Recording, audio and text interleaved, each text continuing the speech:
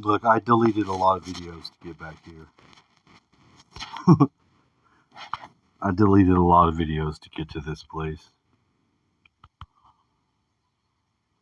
Furthermore, according to dome theory, on a planetary basis all the domes are linked by way of interwoven gold and silver lines which emanate like cords from their crowns, and these are joined together at one specific planetary node which is the grid's umbilicus and master dome. The gold and silver cords represent the balanced energy inputs of positive, negative, or male, female entering each dome. In popular mythology, this umbilical point is called King Arthur's Round Table of Camelot. The domes were brought to Earth to create a paradise for humankind. Each carried a light form, or seed crystal, of what was to be, both locally and globally, through the grid. Of these paradise crystals, some have been activated, but otherwise humankind has either not been aware of this divine potential or not bothered to make use of them to create the intended Earth paradise.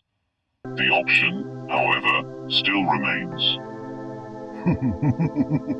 Because of their heightened electromagnetic fields, the dome enclosures were like immaculate, high-consciousness meditation halls where human awareness could be healed, uplifted, even interdimensionally transported through the domed exit points in the houses of the gods, facilitated by megalithic engineering. The Irish Brú Boyne, the house by the River Boyne, known today as the Newgrange Tumulus, was the home of the Tuatha De Danann, the Irish deities, and often visited by intrepid humans seeking an audience with the gods. The domed coordination points in some cases contain psychic maps to the local esoteric geography. These maps are used to provide points of resonance, release, and deflection, 7 and include details of the local layout of domes, dome caps, line nodes, and dome lines and their energy consciousness ratings. The domes facilitate meditatively acquired insight into the planetary thought matrix, what Teilhard de Chardin calls the noosphere, which is present like a hologramic library in the energy field of each dome.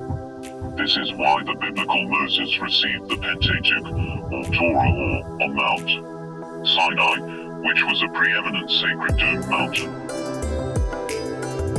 Furthermore, true to Hermes' principle of correspondence, and in a process of reciprocal inevitability, when the domes arrived, their terrific heat brought up a dome of water from underground, with its multi-directional web of water veins, both to cool the searing earth and to mirror the light dome above.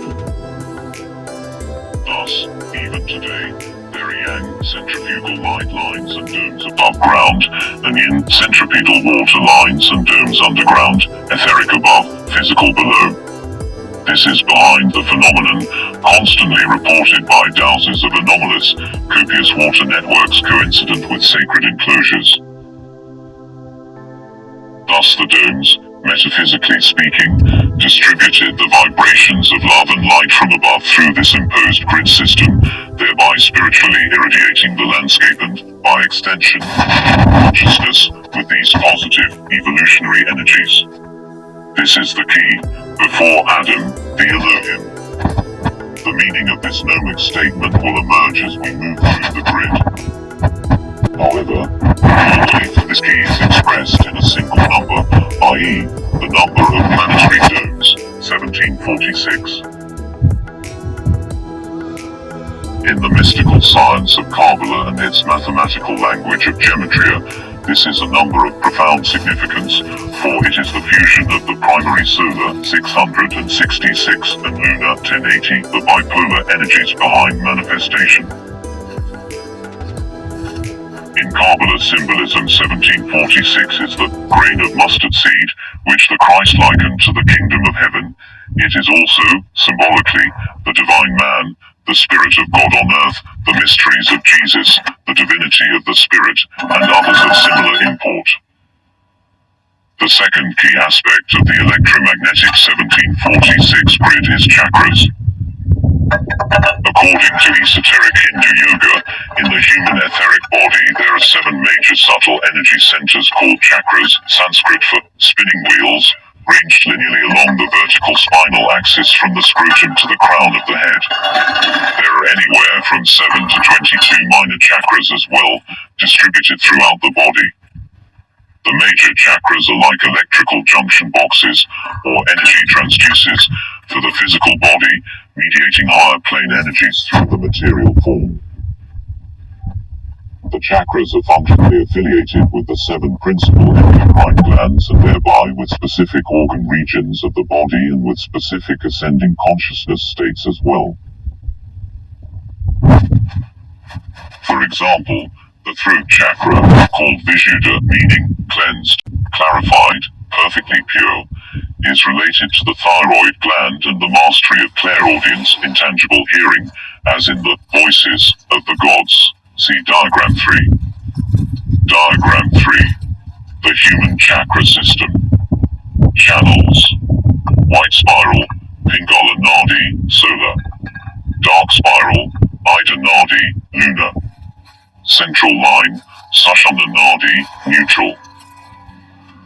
From The Inner Reaches of Outer Space, Joseph Campbell, Alfred Van der Mark Editions, New York, 1986, p. 65. The 7 chakras are energetically interdependent and activated sequentially, beginning with the 2nd, proceeding to the 7th, then returning to the 1st, the root, the seat of Kundalini, the fundamental creative cosmic evolutionary energy. How do you stop this? Similarly, in this model, the Earth, homologously, has a chakra system, arranged not in anatomical but energy sequence at 7 key dome centers. Diagram 4. Diagram 4 planetary chakras as mapped on the human. An Earth chakra, such as at the Great Pyramid of Giza, Egypt,